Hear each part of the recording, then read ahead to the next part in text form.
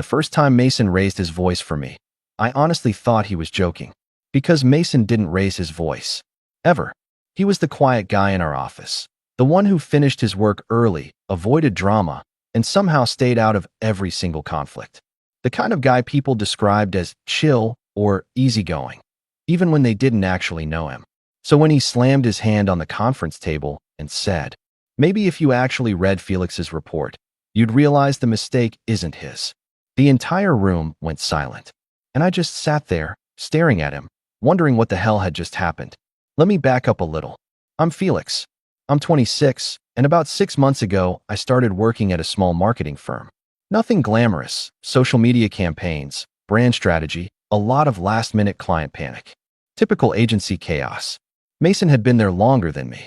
Same team, same project rotation, desks across the aisle from each other. For the first few weeks, we barely talked. Not because he was unfriendly. He just kept to himself.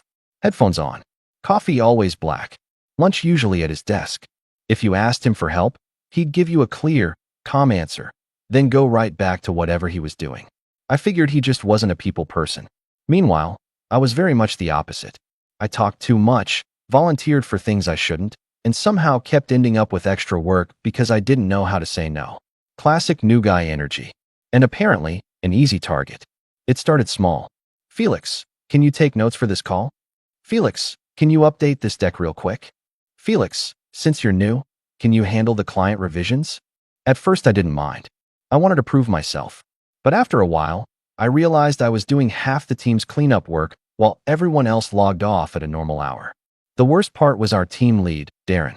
Darren had this way of smiling while shifting blame. If something went wrong, it somehow circled back to whoever looked the least likely to push back. Which, unfortunately, was me. One Thursday morning, a client presentation went out with outdated numbers. Not my numbers. Not my section. But Darren looked straight at me in the meeting and said, "Felix, this was your deck, right?" I remember that hot, sinking feeling in my chest. Everyone looking at me. That split second where you know you should defend yourself, and you don't want to make things worse. I updated the social section, I said carefully. The analytics came from. Darren cut me off.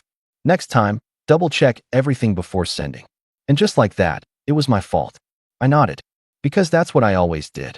What I didn't know was that Mason had been listening. That afternoon, I was still at my desk fixing the numbers when a shadow fell across my monitor. I looked up. Mason. He didn't say anything at first.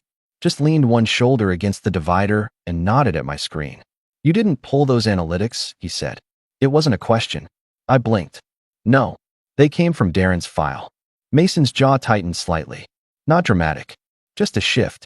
Then he said something that surprised me. "You should have said that in the meeting." I gave a small, awkward laugh. "Yeah, well, I'm still trying to survive probation." He studied me for a second. His eyes were darker than I'd noticed before. Serious. Then he said quietly, "If you let people put things on you once, they'll keep doing it." And walked away. That was it. No big speech. No friendly smile. But after that, something changed. It was subtle at first. If someone tried to pass me a last-minute task, Mason would say, "Felix is already on the Henderson account. I can take that." If Darren asked me for updates in front of the team, Mason would casually add, "We split that project." The delay wasn't on Felix. He never made it obvious. Never made a scene. But every time something started leaning my way unfairly, he nudged it back. At first I thought he was just being fair. Then I realized he was paying attention. Like, really paying attention. He noticed when I stayed late. He noticed when I skipped lunch. Once, he dropped a coffee on my desk without a word after I'd been stuck in back-to-back calls all morning. I looked up. He was already walking away. I caught up to him near the printer. "You don't have to do that, you know." He glanced at me. "Do what?" "The coffee thing." He shrugged. "You look like you needed it." Simple. Casual. But something about the way he said it made my chest feel weirdly warm. That was the first time I really looked at him. Tall. Broad shoulders. Always calm. The kind of face that didn't show much unless you were paying attention. And I realized something else. Mason wasn't like this with everyone. Just me. Then came the meeting. The one where everything changed. The analytics error happened again. This time on a major client report. Darren opened the discussion with his usual tone. "We need to talk about the data issue." "Felix, this keeps happening." My stomach dropped. I hadn't even touched that report. I opened my mouth, already feeling that familiar pressure to stay polite, to stay careful, to not make things worse. And that's when Mason spoke. "No," he said, not loud, but firm enough that the whole room paused. He leaned forward slightly, looking directly at Darren. "The data came from your master file. Felix updated visuals only. I checked the version history." Silence. Darren blinked. "Well, regardless." That's when Mason's hand hit the table. Not aggressive, not violent, just sharp enough to cut through the room. "Stop putting this on him." Now everyone was staring. My heart was pounding. Because Mason, quiet, invisible Mason, looked genuinely angry. And the way he said the next sentence made something shift inside me. "If there's a mistake, we fix it," he said. "But you don't keep blaming Felix for things that aren't his." The room went dead quiet. Darren forced a tight smile. "Let's stay professional." Mason didn't look away. "I am." And for the first time since I'd started that job, someone had stood up for me. Not casually, not quietly, but like it actually mattered. The meeting ended awkwardly. People avoided eye contact. Darren moved on quickly. I barely remembered what happened after that, because my hands were still shaking. And Mason? He just sat back down, opened his laptop, and went back to work like nothing had happened. I stared at him for a solid 10 seconds before finally getting up and walking over. "Hey," I said quietly. He looked up. "What you did back there? You didn't have to do that." Mason held my gaze for a moment. Then he said something that made my chest tighten in a way I didn't fully understand. "Yeah," he said calmly. "I did. That should have been the moment I realized something was different. But I didn't. Not until a week later. When Mason didn't just defend my work. He defended me. And this time, the thing about office drama is that it doesn't stay in the conference room. It leaks. It spreads through Slack messages, side glances, awkward coffee machine silences. And after Mason shut Darren down like that, people noticed. The next few days felt different. Not hostile, just tense. Darren stopped assigning me random, quick fixes. A couple coworkers suddenly started double-checking their own numbers. And Mason? Mason got quieter, which I didn't think was possible. I didn't realize how much the meeting had rattled me until Friday night. We were both still in the office around 8 p.m., the only ones left. The overhead lights had switched to that dim evening setting, and the place felt too big and too empty. I was pretending to focus on a campaign outline. In reality, I was thinking about him, about the way his voice had changed in that meeting, about how his hand had hit the table, about the way he said stop putting this on him. Not the data, not the report. Him. Me. I shook my head, trying to reset my brain. Still here, Mason's voice came from behind me. I turned in my chair. "Yeah, trying to finish this before Monday." He stepped closer to my desk, close enough that I could smell his cologne, subtle, clean, not overpowering. Just him. "You don't have to prove anything," he said. I gave him a small smile. "I kind of do." "No," he replied, steady. "You don't." There was something about the way he looked at me when he said that. Not casual, not distant, focused, like I was the only thing in the room. And suddenly the air felt heavier. "Why did you do it?" I asked before I could stop myself. He tilted his head slightly. "Do what?" In the meeting, a beat of silence. Then he said, "Because it was wrong." That's it. His jaw flexed slightly. "You think I enjoy watching someone get blamed for something they didn't do?" I hesitated. "You don't do that for everyone." That landed. I saw it in his face. A flicker, almost unreadable. "You don't need everyone," he said quietly. My heart skipped. What's that supposed to mean? For a second, I thought he wouldn't answer. Then he looked away, just briefly, like he was debating something internally. When his eyes came back to mine, they were sharper. "It means," he said slowly, "I don't like how they talk to you." The room felt smaller. How they talk to me? Yes. The word was tight, controlled. And I definitely don't like how you let them. That hit harder than I expected. I stood up before I realized I was doing it. "So this is my fault now." His expression shifted immediately. "No." He stepped closer. "I'm saying you shouldn't have to fight alone." Alone. The word echoed in my head. Because that's exactly how it had felt. Until him. I don't know what possessed me to ask the next question. Maybe it was exhaustion. Maybe it was adrenaline. Maybe it was the way he was standing way too close and not moving back. "Why do you care so much?" I asked. Silence.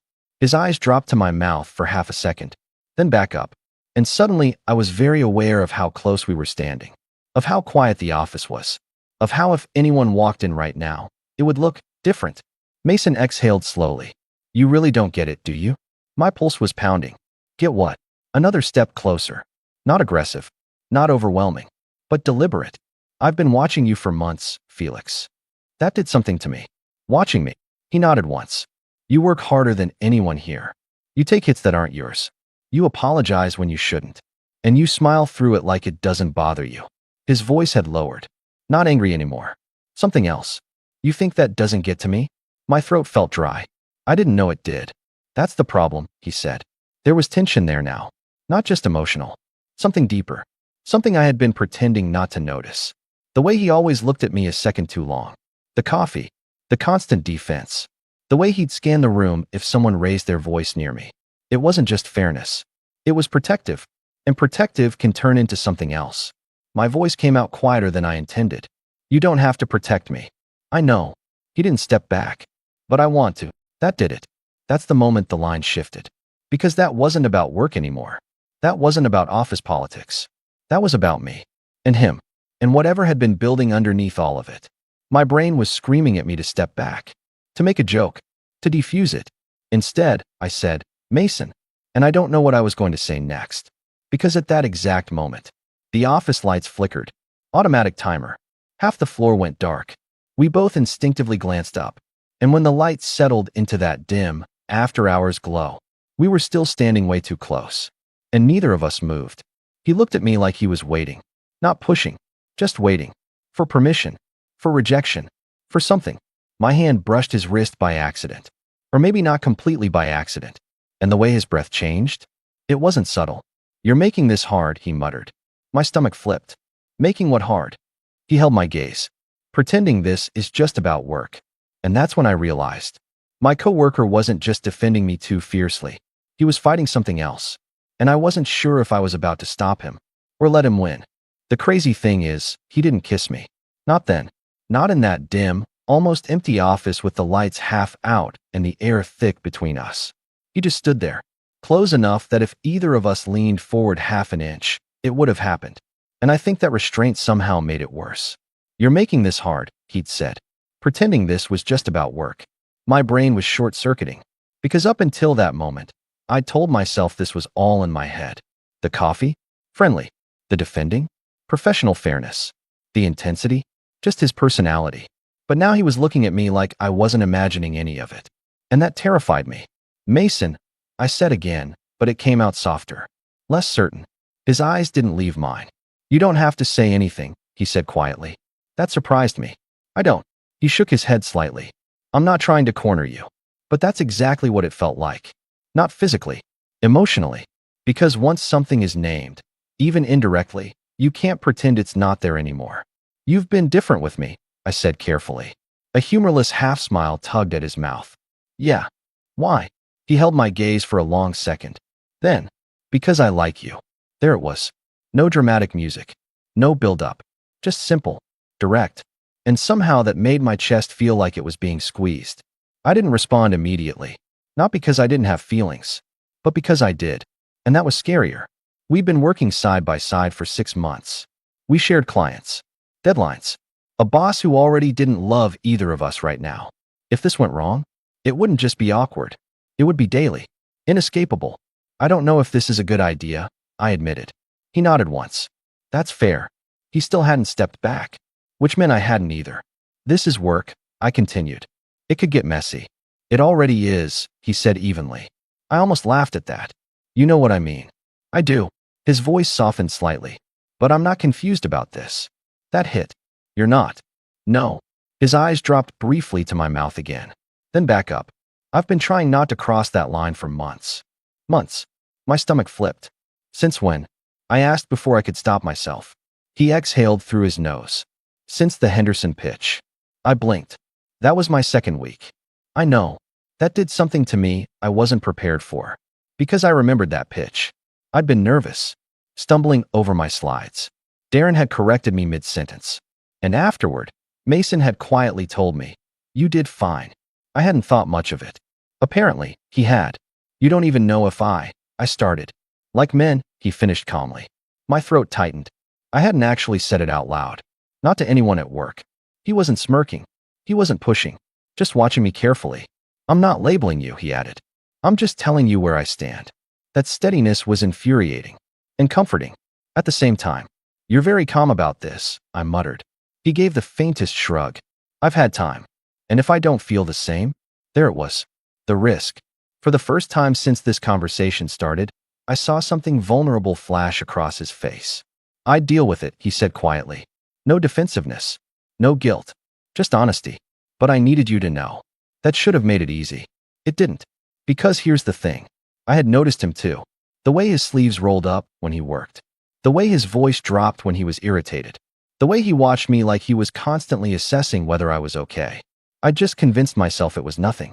Safer that way. Why so protective? I asked suddenly. His jaw flexed slightly. I don't like seeing you dismissed. That's not what I meant. He held my gaze. And this time, there was no hesitation in his answer. I don't like when anyone makes you feel small. The words landed deep. Too deep. Because he was right. That's exactly how it had felt. Small. And he'd been the only one pushing back against it. The distance between us wasn't big anymore. It hadn't been for a while. My hand was still near his wrist. And this time, when my fingers brushed his skin, it wasn't accidental. He inhaled sharply. Just a small shift. But I felt it. Felix, he warned softly. A warning, not a rejection. If this is just adrenaline from the meeting. It's not, I interrupted. The words came out before I could overthink them. His eyes darkened slightly. Then what is it? I swallowed. It's me trying to figure out why I've been thinking about you outside of work. Silence. Heavy. Charged. And, he pressed, voice lower now. And maybe I stopped pretending it was nothing. That was all it took. He didn't grab me. Didn't rush. His hand came up slowly, giving me every chance to pull away, and rested lightly at my waist. Waiting. I didn't move. Didn't step back. Didn't break eye contact. So he leaned in. And this time, I met him halfway. The kiss wasn't desperate. It wasn't messy. It was controlled. Careful. Like two people who understood exactly how much they had to lose. But the second his mouth pressed against mine, all that control, it cracked. His grip tightened slightly at my waist. My hand slid up to his shoulder without thinking. The office was quiet. Too quiet. Which somehow made every breath feel louder. He pulled back just enough to look at me. You sure? He asked. Not teasing. Not arrogant. Serious. I nodded once. Yes. And that's when Mason stopped being just the coworker who defended me and started becoming something that felt dangerously real. The only problem? We weren't the only ones still in the building, and someone had definitely just seen us. I didn't see who it was at first. Just movement. A shadow shifting near the glass wall of the conference room across the floor. Mason noticed it too. His hand dropped from my waist instantly. The temperature in the room shifted from heated to cold in half a second. Did you see? I started. Yeah, he muttered. Footsteps. Not close. Not rushing. Just the distinct sound of someone walking away. My heart was pounding for a completely different reason now. Tell me that wasn't who I think it was, I said. Mason didn't answer immediately, which was not reassuring. We stepped apart fully this time. Professional distance. The kind you can pretend has always been there. Mason adjusted his sleeves. I sat back down at my desk like I'd been reviewing spreadsheets the entire time. The glass doors near the elevator slid open with a quiet whoosh. And then I saw him. Darren. Phone in hand. Expression unreadable. He didn't look at us. That was almost worse. He just walked out. Silently. The doors closed. And my stomach dropped straight through the floor. You've got to be kidding me, I muttered. Mason's jaw tightened. He saw, I said. Probably. That's not a probably, Mason. He didn't argue. Panic has a funny way of sneaking in after adrenaline fades. 5 minutes ago, I'd been kissing him in the middle of an empty office. Now I was imagining HR emails, awkward team meetings, whispers behind my back.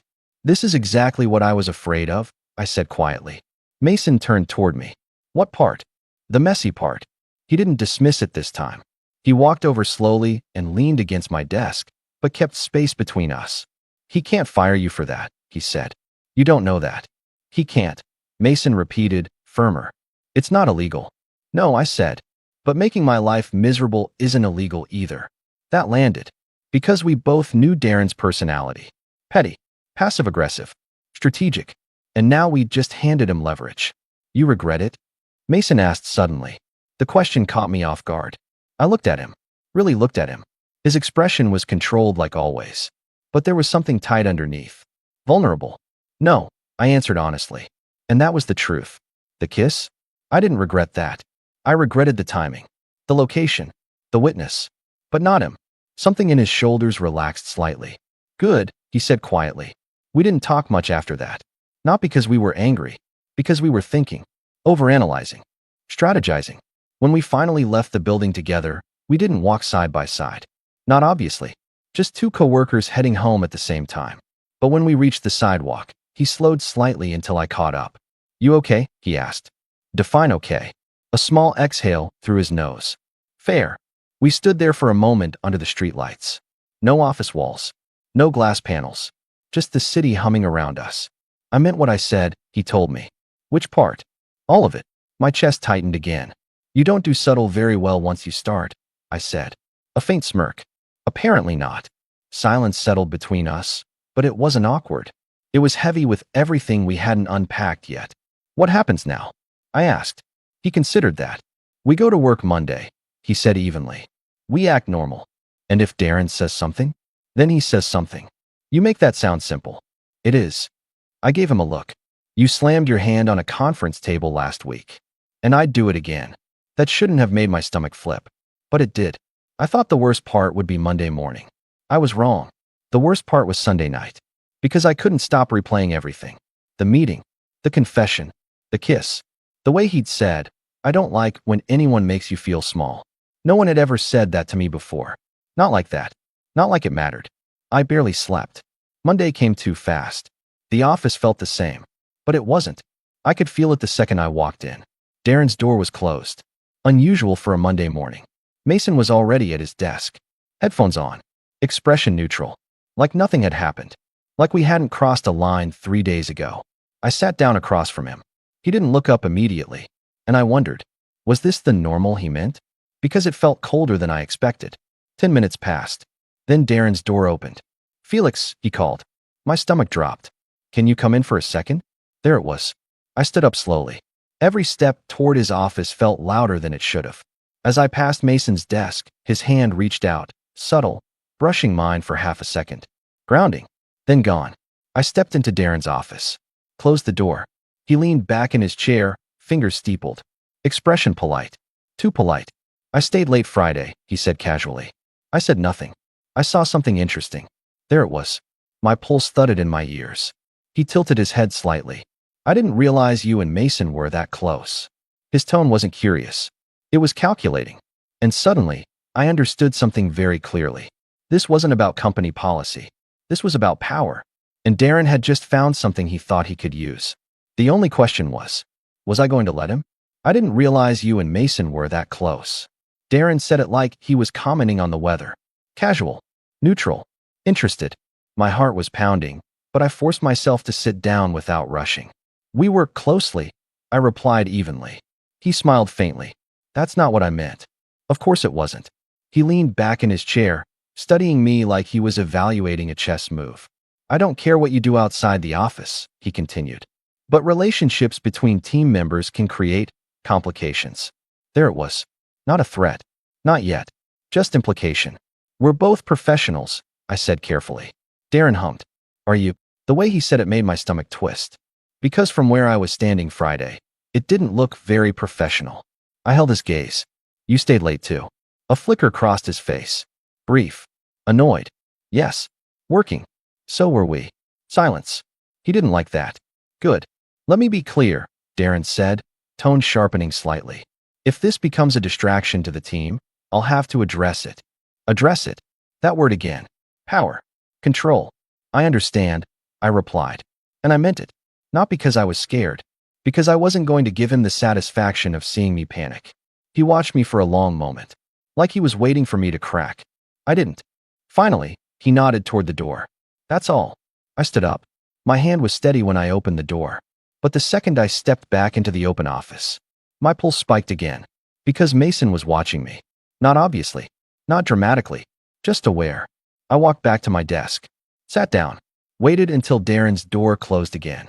Then Mason's voice came quietly from across the aisle. Well, I kept my eyes on my screen. He saw. I figured. He's not thrilled. A beat. Did he threaten you? No. Another beat. But he thinks he has leverage. That made Mason's chair shift slightly. I could feel his mood change without even looking. He doesn't, Mason said. You don't know that. I do. I finally glanced at him. His expression wasn't angry. It was controlled. Dangerously so. He can't retaliate without creating a paper trail, Mason continued. And he's too careful for that. You sound very confident. I am. That steadiness again. It grounded me more than I wanted to admit. The day moved slowly. Too slowly. Every interaction felt like it was being monitored. Every glance felt loaded. Mason and I barely spoke. Not because we were distant, because we were careful. And that carefulness almost felt worse than the tension from Friday night. Around 4 p.m., I got assigned a last-minute revision on a campaign. Not unusual, except it had nothing to do with my accounts. I stared at the notification, then slowly looked up. Darren's office door was open. He was watching the floor. Subtle. Calculated. There it was. Not obvious retaliation. Just pressure. A reminder. I started working on it without comment. 5 minutes later, Mason's chair rolled back. He stood, walked straight into Darren's office. Didn't knock. My stomach dropped.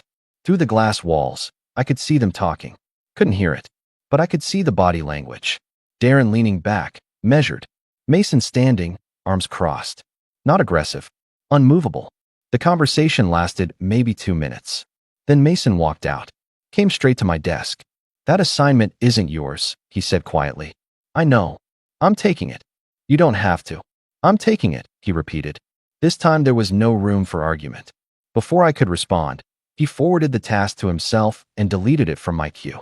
Then he sat back down, like it was nothing. My chest felt tight. Not from fear, from something else. I leaned back slightly so my voice wouldn't carry. You don't have to fight every battle for me. His eyes flicked up. I'm not. It kind of feels like you are. A pause. Then, softer. I'm fighting the ones you shouldn't have to. That did something to me. Again. You realize this might make things worse, I said. For who? For you. A corner of his mouth lifted faintly. I can handle Darren. That wasn't bravado. It was fact. And that scared me more. Because this wasn't just about office politics anymore. It was about him stepping in front of pressure meant for me. Over and over. We left work separately again. This time, intentionally. But halfway down the block, I heard footsteps behind me. I didn't turn around. I thought we were being subtle, I said. I am, Mason replied calmly. He fell in a step beside me. Not touching. Not obvious. Just close enough. You don't have to keep shielding me, I said quietly. I'm not shielding you. What do you call it? He looked at me then. Direct. Honest. Backing you up. That difference mattered. More than I expected. We stopped at a crosswalk. Red light. City noise around us. He turned slightly toward me. I need to know something, he said. Okay. If Darren pushes harder, if this gets uncomfortable, are you going to pull away from me? The question caught me off guard. Is that what you think? I think you value stability, he replied. And I just disrupted it. He wasn't wrong. I did. But here's the thing. Stability had meant being quiet, taking blame, keeping my head down, until he walked into that meeting and slammed his hand on the table. Until he said, stop putting this on him. Until he said, I don't like when anyone makes you feel small. I looked at him, really looked at him. You didn't disrupt it, I said. You changed it. His expression shifted slightly. Careful hope. And I don't want to go back. The light turned green, but neither of us moved right away. He stepped closer, not kissing me, not here, just close enough that I could feel his presence. Good, he said quietly, because something had shifted, not just between us, inside me. And if Darren thought he'd found leverage, he was about to realize something. Mason wasn't the only one who could push back anymore. Tuesday morning, Darren made his move. Not dramatic, not loud, just subtle enough that anyone watching casually wouldn't notice. But I noticed, because this time, I was looking for it. He reassigned one of my long-term accounts. No explanation, no discussion, just a quiet reshuffle in the system. Henderson, the same client from my second week. The one Mason said he'd liked me since. I stared at the screen longer than I should have. Across the aisle, Mason's posture changed almost instantly. He'd seen it too. He stood up. I stood up with him. He looked at me, clearly about to head toward Darren's office again. I shook my head. Don't. His jaw tightened. He's testing you. I know. And And this time, I said evenly, I'm handling it. That stopped him. Not because he doubted me. Because this was new. I walked into Darren's office without knocking. He looked up, mildly surprised. Yes. Why was Henderson reassigned? Calm. Measured. No heat. He leaned back in his chair. Restructuring. That account's been stable for months. Yes. Then why move it? He gave me a thin smile. I thought a change might benefit the team. There it was again. Control through ambiguity. I didn't blink. If there's a performance concern, I'd like it documented. That made him pause. Just slightly. I didn't say there was a concern. Then I'd like the account back. Silence stretched. For the first time, he looked like he was reassessing me. This wasn't the Felix who nodded and absorbed blame. This wasn't the version he was used to managing. You seem more confident lately, he said slowly. I am. A beat. Is that Mason's influence? That could have baited me. Could have made me defensive. Instead, I held his gaze. No. That's mine. The shift in power was subtle. But it was there. Finally, Darren exhaled. Fine. Henderson stays with you. Just like that. Not because he wanted to give in, but because pushing further would create a visible pattern. And he knew it. When I stepped back into the open office, Mason was pretending to review a spreadsheet. He didn't look up. What happened? He asked quietly. Henderson stays. Now he looked up. Really looked. Okay. That was it. No dramatic praise. No overreaction. Just a small nod. But I saw it. The approval. And something else. Respect. You didn't need me in there, he said. No. You sure? I'm sure. A faint smile tugged at his mouth. Good. The tension with Darren didn't disappear. But it changed. He stopped with the small assignments. Stopped hovering. Stopped the quiet redistributions. Because now he knew something. We weren't just reacting anymore. We were watching. And that made him careful. That night, Mason didn't walk behind me. He didn't trail at a subtle distance. He waited outside the building. Openly. When I stepped out, he didn't pretend it was accidental. You handled that well, he said. Yeah. Yeah. We started walking. Side by side. No space between us this time. Public sidewalk. Public street. Public risk. You didn't have to come in after me, he added. I know. But. I glanced at him. I needed to know I could. He nodded slowly. That matters. It did. More than I expected. Because something had shifted inside me. Not just confidence at work. Something deeper. Before Mason, I avoided confrontation. After Mason, I realized I didn't have to be small to keep peace. I could push back. And still be steady. We stopped in front of my apartment building. The air was colder than last week. Clearer. No glass walls. No hidden witnesses. Just us. You good? He asked. Yeah. He stepped closer. Not urgent. Not reckless. Intentional. You sure you're not just riding adrenaline from winning an argument? He asked quietly. I almost smiled. You really think that's what this is? His hand hovered near my waist. Waiting. Like before. Giving me the choice. No, he admitted. But I need you to know you don't owe me anything because I stood up for you. That stopped me. I don't feel like I owe you. Good. I feel like I chose you. The words were simple, but the second they left my mouth, the air changed again. His hand settled at my waist this time. Firm. Certain. Say that again, he murmured. I chose you. That was all the permission he needed. This kiss wasn't careful. It wasn't restrained. It wasn't an office risk. It was grounded. Intentional. His other hand slid up my back, pulling me closer, not aggressively, just enough to remove any doubt. My fingers tangled in the front of his shirt. And for the first time since all this started, there wasn't fear under it. No Darren. No leverage. No glass walls. Just heat. And choice. When he pulled back, his forehead rested lightly against mine. You have no idea how long I've wanted to hear that, he said quietly. I smiled against his mouth. You could have said something sooner. I almost did. When? The day you apologized for something that wasn't your fault. I exhaled softly. Yeah. Yeah. His thumb brushed lightly along my side. You don't apologize for existing anymore. That hit deeper than he probably realized. I'm working on it, I said. I know. Here's the thing no one talks about. It wasn't just that Mason defended me too fiercely. It was that he saw me before I saw myself. And instead of making me dependent on him, he made me stronger. Darren stopped pushing. Not because Mason intimidated him. Because I stopped folding. And Mason? He didn't shield me. He stood next to me. Which was all I ever actually needed. The office still has politics. Deadlines. Tension. But now, when someone tries to shift blame, I speak. And if they push, there's a quiet, steady presence at my side. Not fighting for me, fighting with me. And sometimes, late at night, when the lights dim automatically, we don't stay in the office anymore. Because some lines are worth crossing. Just not in glass-walled conference rooms.